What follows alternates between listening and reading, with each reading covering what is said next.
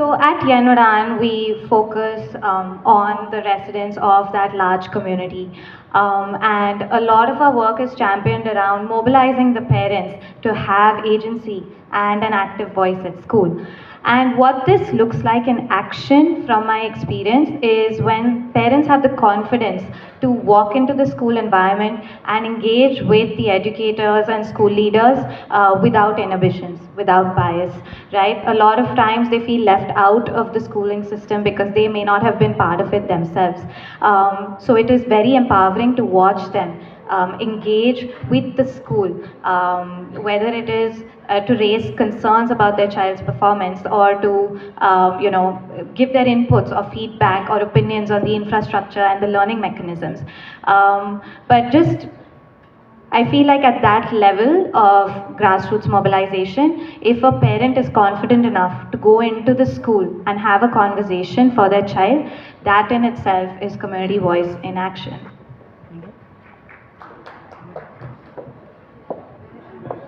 Parent வந்து எப்போவுமே வந்து ஸ்கூலில் வந்து போயிட்டு டீச்சரை போய் பார்க்கணும். அதாவது பேரண்ட் வந்து அவசியம் போய் ஸ்கூலில் போயிட்டு பார்த்து அவங்களோட ஆசிரியரோட பேசும்போது தான் அவங்களுக்கு என்ன தெரியும்னா ரெண்டு பேருக்குமான நல்லிணக்கம் உருவாகும்.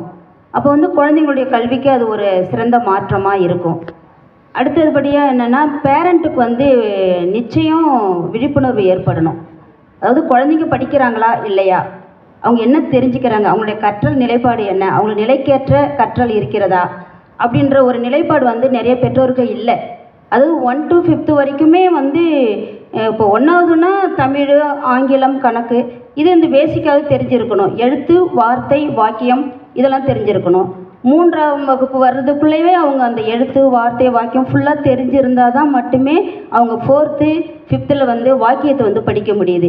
அது நிறைய ஸ்டூடெண்ட்டுக்கு வந்து தெரிய மாட்டேனுது. அதாவது 4வது 5வது படிக்கிற பசங்களுக்கே வந்து கல்வி அறிவு நிறைய இடங்களில் நாங்கள் சந்திக்கும் போது நிறைய அந்த வாக்கியம் படிக்க தெரியல, வார்த்தை தெரியல. அப்போ அவங்க 6th போகும்போது எப்படி அவங்க எளிதில் வந்து படிக்க முடியுன்ற ஒரு கொஸ்டின் இருக்குது.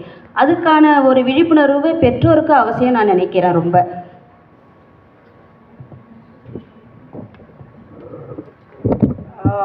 I fully agree with you that parents have to be given confidence to deal with schools.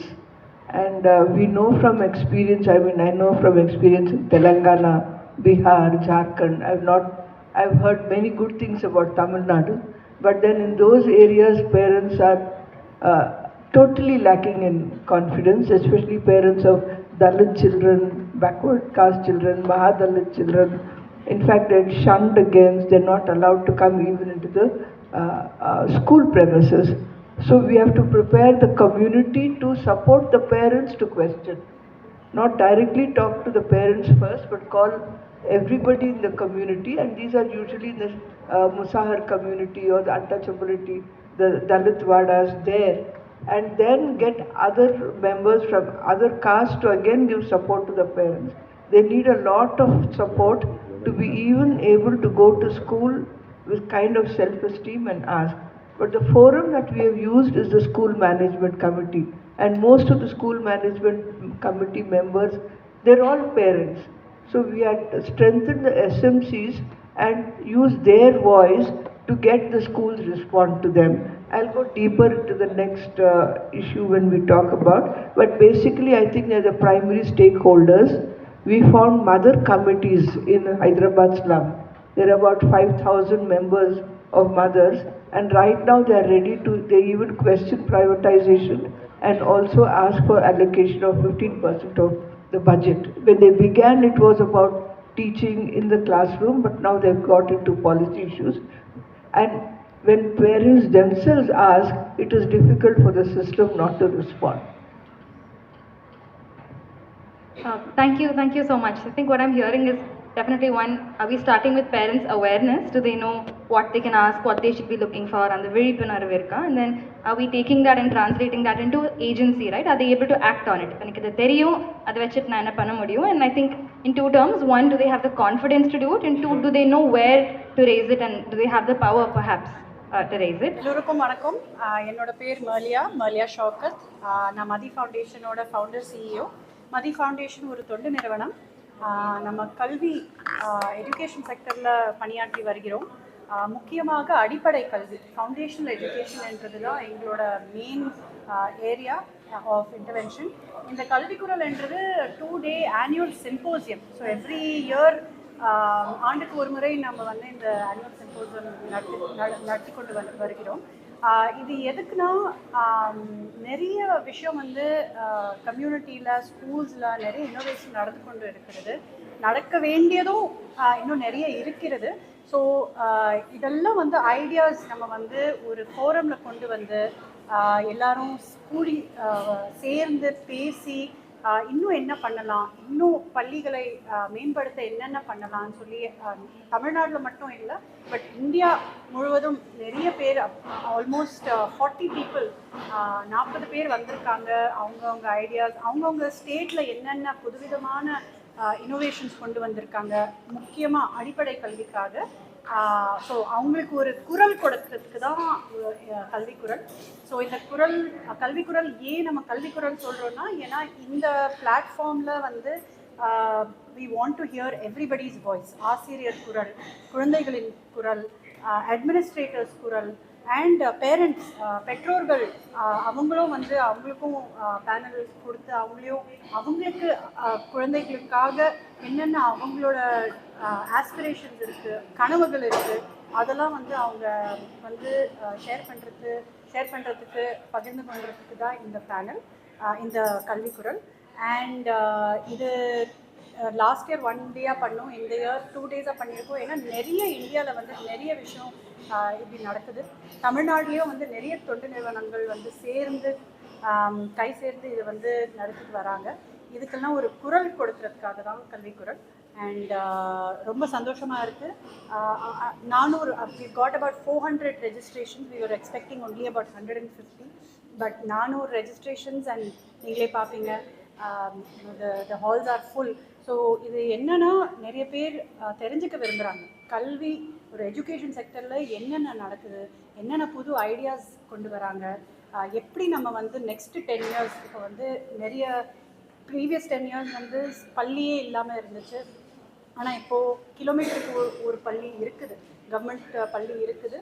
ஆனால் அந்த பள்ளியில், அதாவது அரசு பள்ளியில் குவாலிட்டி எஜுகேஷன் எப்படி கொண்டு போகலாம் அப்படின்னு சொல்லி நெக்ஸ்ட் 10 years அதுதான் ஃபோக்கஸாக இருக்கணும். அண்ட் அதுதான் மதியோட ஃபோக்கஸ், அதுதான் கல்விக்குரலோட.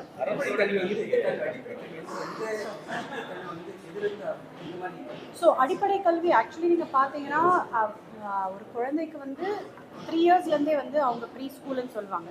ஸோ ப்ரீ ஸ்கூல், நம்ம அரசு சிஸ்டமில் ப்ரீ ஸ்கூல் வந்து ஆங்கன்வாடி, பால்வாடின்னு சொல்லுவாங்க. ஸோ 3 வருஷத்துலேருந்து ஆரம்பித்து ஒரு 8 வருஷம், அந்த 5 years வந்து ரொம்ப ரொம்ப முக்கியம் ஒரு குழந்தைக்கு. அந்த 5 yearsல நீங்கள் அந்த 5 வருடங்களில் நீங்கள் அவங்களுக்கு எவ்வளோ சொல்லிக் கொடுக்குறீங்களோ அவ்வளோ அவங்க அப்சர்வ் பண்ணிப்பாங்க, அவங்களுக்கு அந்த திறமை உண்டு. ஸோ அந்த 5 வருஷம் நம்ம வந்து வீணாக்கக்கூடாது. அந்த 5 வருஷத்தில் எவ்வளோ குவாலிட்டியாக நம்ம எஜுகேஷன் கொண்டு போகிறோமோ அவ்வளோ அவுட்கம் தெரியும், இம்பேக்ட் வரும்னு சொல்லி நம்ம அதுக்கு தான் ஃபோக்கஸ் பண்ணுறோம். தமிழக அரசு வந்து எண்ணும் எழுத்தும்னு சொல்லி ஒரு 5 year ப்ரோக்ராம் நடத்திட்டு வராங்க. எஸ்பெஷலி கோவிடுக்கு அப்புறம் உங்களுக்கே தெரியும், நிறைய ஸ்டூடெண்ட்ஸ் வந்து பள்ளிக்கு திரும்பும்போது ஆன்லைன் படிச்சிருந்தாங்க. பட் அப்போ கூட நிறைய குறைகள் இருந்துச்சு, நிறைய லேர்னிங் கேப்ஸ் இருந்துச்சு.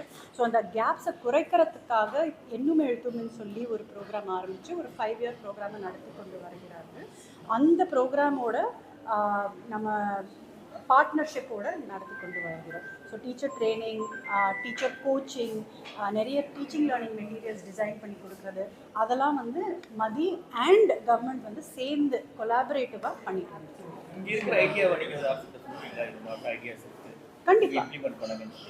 கண்டிப்பாக. அண்ட் நிறைய ஐடியாஸ் நம்ம சொன்னதுனால அரசு கொண்டுவும் போயிருக்கு.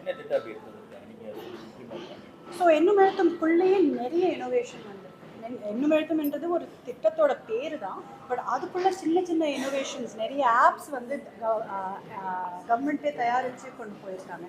டீச்சருக்காக ஆப்பு, ஸ்டூடெண்ட்காக ஆப்பு, அட்மினிஸ்ட்ரேட்டர்ஸ் ஒஃபிஷியல்ஸ்க்காக ஆப்பு, எல்லாமே வந்து இப்போது உங்களுக்கே தெரியும் ஒரு டிஜிட்டல் வேர்ல்டாகவே போயிட்டுருக்கு. ஸோ அந்த விதத்தில் வந்து நிறைய இனோவேஷன் அரசு கொண்டு வந்துகிட்டே இருக்காங்க. அண்ட் நீங்கள் ரிசர்ச் அண்ட் எவிடன்ஸ் வச்சு அவங்கக்கிட்ட போய் ஏதாவது ஒரு ஐடியா இருக்குன்னு சொன்னாங்கன்னா வரவேற்கிறாங்க. கல்வி தவிர பள்ளி மாணவர்கள் ஒழுக்கம் சரியில்லாமல் இருக்கு. அதை பற்றி நீங்கள் அதை பற்றி கண்டிப்பாக. ஸோ இந்த எண்ணுமெழுத்தும்ன்றது வந்து 3 பாகம். ஒன்று வந்து லிட்ரஸி, நியூமரசி, அண்ட் 3வது வந்து சோஷியோ எமோஷ்னல் ஸ்கில்ஸ்ன்னு சொல்லுவாங்க. நீங்கள் சொல்கிறது அதுதான். அந்த ஒழுக்கத்தை எப்படி கொண்டு வருது, ஒரு குழுவில் சேர்ந்து வேலை செய்கிறது, ஒரு பியர் குரூப்பில் உட்காந்து வேலை செய்யணுன்னா அவங்களுக்கு என்னென்ன திறன்கள் தேவை, அதெல்லாம் வந்து எல்லாமே இணைந்து தான் இந்த எண்ணுமெழுத்தும் வந்து கொண்டு வந்திருக்காங்க. எனக்கு தெரிஞ்ச வரைக்கும் இந்தியாவில் நிறைய ஸ்கீம்ஸ் இருக்குது. பட் இது வந்து ரொம்பவே ப்ரொக்ரெசிவான, ரொம்பவே ஒரு குழந்தைகளை சென்டரில் வச்சு குழந்தைகளை வந்து அவங்களுக்கு என்ன போய் எப்படி போய் நம்ம எடுத்துகிட்டு போனால் அவங்களுக்கு நலன் வரும், அண்ட் டீச்சர்ஸோட கஷ்டங்கள் எல்லாம் புரிஞ்சு கொண்டு வந்து தான் நம்ம மதியம் வந்து வெறும் அரசு பள்ளியோட அரசு ஸ்கூல் இல்லாத அந்த கிராமத்தில் ஸ்கூல் உருவாக்குறதா இல்லை எஜுகேஷன் இருக்கிற இடத்துல நெக்ஸ்ட் நீங்கள் நம்ம எடுத்து போகிறது? தமிழ்நாட்டில் வந்து 37 அரசு பள்ளிகள் உண்டு. அப்படி பார்த்தீங்கன்னா ஆக்சுவலி கிலோமீட்டருக்கு ஒரு அரசு பள்ளி உண்டு. ஸோ அந்த அரசு பள்ளி இருக்குது, பில்டிங் இருக்குது, டீச்சர்ஸ் இருக்காங்க. ஆனால் அதுக்குள்ள கல்வி, அந்த கல்வியை மேம்படுத்த தான் இன்னும் சரியில்லை இல்லை. இன்னும் நம்ம இப்போ உலகம் வந்து இம்ப்ரூவ் ஆகிட்டே இருக்குது. கல்வியில் எவ்ரி இயர் புதுசாக ஏதோ வந்துகிட்டே இருக்குது. ஸோ அந்த புது விஷயத்தை வந்து நம்ம எப்படி ப்ரைவேட் ஸ்கூலில் அவங்க தனியாக கொண்டு போகிறாங்க, அந்த லெவலோட அட்வான்ஸ்மெண்ட் வந்து நம்ம அரசு பள்ளிக்கும் கொண்டு வரணுன்றது தான். எஸ். ஸோ இது வந்து இந்த கொரோனா பீரியடில் வந்து ரொம்பவே பிரேக் பண்ணிடுச்சு. அதாவது வந்து நம்ம கேன்சர் செல் மாதிரி முன்னாடி வந்து நம்ம மொபைல் வந்து கொடுக்கக்கூடாதுன்னு சொல்லி அந்த ஏரியா சொன்னாங்க. பட் அன்ஃபார்ச்சுனேட்லி அந்த பர்டிகுலர் ஏரியா சில்ட்ரன்ஸ்க்கு வந்து நம்ம மொபைல் கொடுத்து 2 வருஷம் கிடைச்சிடும். So now what are people are still வாட்சிங் தட் கேம்ஸ்ல அது கேமிஃபைட் ஆகிடும். அதை வந்து எப்படி கவர்மெண்ட் வந்து அவங்க பேரண்ட்டும் சரி அந்த குழந்தைங்களுக்கும் சரி இது is not for only private or ஜெனரலிக்காவே எல்லாருமே இருக்கும். அதை எப்படி கவர்மெண்ட் வந்து ஓவர் கம் பண்ண போகுது, அவங்க வந்து இன்னும் ஸ்டடியில் எப்படி கட்டணும்? கண்டிப்பாக ஐ திங்க் எங்களோட ஒப்பீனியனும் அதே தான். தட் இந்த மொபைல் ஃபோன் ஸ்க்ரீன் வந்து 10 வருஷத்துக்கு கீழே இருக்கிற ஸ்டூடெண்ட்ஸ்க்கு வந்து கொடுத்தீங்கன்னா அவங்களோட அட்டென்ஷன் ஸ்பேன், ஃபோக்கஸ் எல்லாமே வந்து ரொம்ப குறைஞ்சிடுது. We are running one program கால் வீடும் விழுப்பும். ஸோ எண்ணுமெழுத்தும் எப்படி ஸ்கூல்ஸில் போய் சேருதோ, வீடும் விழுப்பும் வந்து வீட்டில் பேரண்ட்ஸை வந்து அவேர்னஸ் கொண்டு வருது. நீங்கள் மொபைல் கொடுத்தீங்கன்னா என்னென்ன தீமைகள் வர வாய்ப்பு இருக்குது, மொபைல் கொடுக்காம அவங்களுக்கு எப்படி நீங்கள் சொல்லி கொடுக்கலாம், அண்ட் உங்கள் குழந்தைக்கு இப்போ வந்து தெர் இஸ் ஒரு அடிப்படை கல்வி வந்து எல்லா குழந்தைங்களுக்கும் போய் சேர்ந்துருக்கான்னு கேட்டிங்கன்னா இல்லை, தமிழ்நாட்டிலையும் இல்லை. ஸோ ஆனால் இது வந்து பேரண்ட்ஸ்க்கு தெரியறதே இல்லை. ஃபர்ஸ்ட் ஆஃப் ஆல் படிச்சவங்களே வந்து பார்த்தீங்கன்னா அவங்க வேலைக்கு போகிறாங்க. ஆமாம், குழந்தைங்களுக்கு வந்து குழந்தைங்களுக்கு சோறு ஊட்டுறதுக்கே இந்த மொபைல் தான். ஆமாம். ஸோ அதை தான் நீங்கள் வந்து பேசிக்லி ஸ்டாப் பண்ணுறது. எஸ். ஸோ அந்த வீடும் விழுப்பும் ப்ரோக்ராமில் இதுவும் சொல்கிறோம். பட் ஆஸ் யூ நோ இது வந்து ஒரு அடிக்ஷன் மாதிரி ஆகிட்டுருக்கு. நாட் ஜஸ்ட் ஃபார் சில்ட்ரன், பேரண்ட்ஸ்க்கே அடிக்ஷன் மாதிரி ஆகிட்டுருக்கு. ஸோ அந்த சூழ்நிலை இருக்கும்போது மாற்றம் எல்லாம் கொஞ்சம் ஸ்லோவாக தான் இருக்கும். But we have to keep talking about it. நம்ம இதை ரிசர்ச் பண்ணிகிட்டே இருக்கணும். இந்த ஸ்க்ரீன் கொடுக்க அவங்களோட பிரெயின் டெவலப்மெண்ட் எப்படி ஸ்லோ ஆகிட்டே போகுது நீங்கள் ரிசர்ச் பண்ணி உங்களை மாதிரி மீடியாலேயோ இல்லை யூனோ இந்த மாதிரி ஒரு மக்களுக்கு போய் சேர்ற மாதிரி ஒரு என்ன சொல்கிறது, ஒரு மக்களுக்கு போய் சேர்ற மாதிரி ஒரு மெசேஜ் அடிக்கடி போட்டுகிட்டே இருக்கணும். அது போட்டுகிட்டே இருந்தால் தான் அவங்களுக்கும் வந்து ஒரு யோசிக்க தோணும். பட் அவங்களுக்கும் கஷ்டமாக தான் இருக்குது. நீங்கள் சொன்ன மாதிரி வேலைக்கு போகிறாங்க, அவங்களுக்கு எல்லாமே around you. Yes I have a 6-year-old. We have a strict policy, no screen time policy, அதெல்லாம் இருக்குது. பட் அப்போ கூட ஃபுல்லாக நீக்க முடியாது. பட் அளவோட எவ்ரிதிங் இன் மாடரேஷன். நம்ம அதுதான் வந்து வீடும் விழுப்பும்ல பேரண்ட்ஸ்க்கு சொல்லி கொடுக்குறோம். அண்ட் நிறைய டூல்ஸ் கொடுக்குறோம். புக்ஸ் இருக்கும், ஃப்ளாஷ் கார்ட்ஸ் இருக்கும், ஆக்டிவிட்டி இருக்கும். நாமெல்லாம் வந்து வளரும் போது ஃபோன் எல்லாம் இல்லையே, அப்போ எப்படி போர் அடிக்காமல் இருந்தோமே, அது எப்படி? ஸோ அதை வந்து நம்ம கொண்டு வர பார்க்குறோம். நீங்கள் சொன்ன மாதிரி parent education and information is very very important. So as we say Madila, we look at supply side, which is schools. We also look at demand side, which is parents. ஏன்னா பேரண்ட்ஸ் தான் demand பண்ணுறாங்க. So ரெண்டு டொமைன்ஸில் வந்து நீங்கள் மாற்றம் கொண்டு வந்தால் தான் அது வந்து லாங் டேர்ம் சஸ்டைனபிளாக போய் இன்னைக்கு கீனோட் அட்ரஸ் நம்ம principal secretary school education doctor Chandramohan sir வந்திருந்தார். அவர் தான் கீனோட் அட்ரஸ். இப்போ வந்து கிராமப்புற மாணவர்களுக்கு வந்து சரியான கல்வி கிடைக்கலன்னு சொல்லுவீங்க. இப்போ நேஷனல் எஜுகேஷன் பாலிசி வந்து கொண்டு வராங்க, அதை பற்றி உங்களோட நேஷ்னல் எஜுகேஷன் பாலிசி இப்போது தமிழ்நாடு பார்த்தீங்கன்னா there are some difference of opinion. நம்ம வந்து நிறைய அதில் வந்து அவங்களோட ஒப்பீனியன் வந்து NEP is not necessary are good for சில்ட்ரன்னு சொல்கிறாங்க. And there may be some valid reasons for it. அதை நம்ம ஆராய்ச்சி பார்க்கணும். அவங்க ஏன்னா தமிழ்நாடு கவர்மெண்ட் வந்து சும்மா தேர் not going to say NEP வேண்டான்னு சொல்கிறது. அதில் ஏதாவது பாயிண்ட் இருக்கோ, ஏதாவது வந்து ஒரு இஷ்யூ இருக்கும். Education is a concurrent subject. So நீங்கள் யூனியனும் ஸ்டேட்டும் சேர்ந்து பேசி கன்சல்டேஷன் பண்ணி இதுக்கு ஒரு தீர்வு கொண்டு வரணும். அதுக்கான டிஸ்கஷன் வந்து இங்கே நீங்கள் இல்லை, நம்ம NEP பற்றி ஏன்னா அது வந்து பேசிக்கான ஒரு விஷயம். ஏன்னா நீங்கள் சொன்ன விஷயம் வந்து பேசிக்கான கல்வி கிடைக்கல அப்படின்ட்டு. இப்போ NEP வந்துச்சு அப்படின்னா பிலோ 7th ஸ்டாண்டர்ட்லேயே நிறைய விஷயங்கள் வந்து அது NEP மட்டும் இல்லைங்க, எல்லாம் இது வரைக்கும் வந்து பாலிசி எல்லாமே வந்து foundational importance, foundational learning importance 50 இயர்ஸ்லேருந்தே வந்து பிரைமரி எஜுகேஷன் இம்பார்ட்டன்ட் தான் சொல்லிட்டு வரோம். ஸோ NEP மட்டும் சொல்கிறதுன்னு இல்லை. பட் இன்னைக்கு NEP is not a focus of discussion. Grass ரூட்ஸில் இம்ப்ளிமெண்ட் பண்ணுற NGOs என்னென்ன மாதிரி அவங்க வந்து எஃபர்ட் போட்டு இம்ப்ளிமெண்ட் பண்ணுறாங்க, கவர்மெண்ட்டோட சேர்ந்து பார்ட்னர்ஷிப்போட. யூஸ்வலி எப்படின்னா NGO தனியாக பண்ணுவாங்க, கவர்மெண்ட் தனியாக பண்ணுவாங்க. பட் இப்போ வர வர வந்து கவர்மெண்ட்டு NGOஸை கூப்பிட்டு அவங்களோட ஒப்பீனியன் கேட்டு, ஐடியாஸ் கேட்டு சேர்ந்து கொலாபரேட்டிவாக பணியாற்றி வராங்க. அதை ஹைலைட் பண்ணுறதுக்கு தான் இந்த கல்வி. அதுக்கான டிஸ்கஷன் வந்து ஸ்டார்ட் பண்ணுவீங்க? எஸ். ஸோ இன்றைக்கும் நாளைக்கும் 2 days வந்து டிஸ்கஷன் இருக்குது. தேங்க்யூ. எங்க sir? So it is not new or பழைய NGOs sir.